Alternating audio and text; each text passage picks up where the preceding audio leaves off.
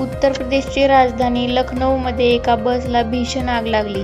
ही आग मोहनलालगंज परिसरात दिल्लीहून बिहारला जाणाऱ्या एका स्लीपर बसला लागली. या अपघातात 5 जणांचा मृत्यू झाला तर बसमध्ये सुमारे 60 प्रवासी प्रवास करत होते. चालकाने काच फोडली, बसमधून उडी मारली आणि पळून गेला. आग इतकी भीषण होती की अवघ्या 10 मिनिटात ती पूर्णपणे जळून खाक झाली. मिळालेल्या माहितीनुसार लखनौच्या मोहनलालगंज भागातील किसान पथवर ही घटना घडली. दिल्लीहून बिहारला जाणाऱ्या एका खासगी स्लीपर बसला अचानक आग लागली. बहुतेक प्रवासी गाढ झोपेत असताना हा अपघात झाला. आग इतक्या वेगाने पसरली की अवघ्या 10 मिनिटात संपूर्ण बस जळून खाक झाली. बसमधील प्रवाशांनी दिलेल्या माहितीनुसार धुरामुळे त्यांना श्वास घेण्यास त्रास होऊ लागला. आग लागताच गोंधळ उडाला.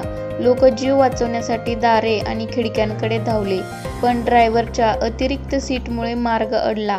अनेक प्रवासी त्यात अडकले, बाहेर पडू शकले नाहीत. मिळालेल्या माहितीनुसार आग भीषण होती. ही आग 1 किलोमीटर अंतरावरूनही दिसत होती. अपघाताची माहिती मिळताच आजूबाजूच्या परिसरातील लोक घटनास्थळी पोहोचले आणि त्यांनी पोलिसांना आणि अग्निशमन दलाला माहिती दिली. माहिती मिळताच अग्निशमन दलाचे पथक घटनास्थळी पोहोचले.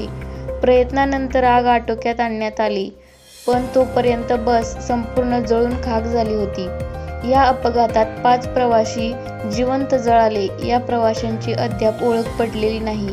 इतर प्रवाशांना वेळीच बसमधून बाहेर काढण्यात आले. बस चालकाने आधी काच फोडली आणि बसमधून उडी मारून घटनास्थळावरून पळ काढला. अपघातानंतर त्याचा कोणताही पत्ता लागलेला नाही. पोलिसांनी त्याचा शोध सुरू केला आहे. या घटनेबाबत पोलिसांनी गुन्हा दाखल केला आहे. अपघाताच्या कारणांचा तपास सुरू केला आहे. सुरुवातीच्या तपासात शॉर्ट सर्किटमुळे आग लागल्याचे संभाव्य कारण सांगितले जात आहे, पण फॉरेन्सिक अहवालानंतरच त्याची माहिती मिळेल. ड्रायव्हरची सीट सामान्य असती आणि आपत्कालीन बाहेर पडण्याचा मार्ग मोकळा असता तर कदाचित प्रवाशांचे प्राण वाचले असते.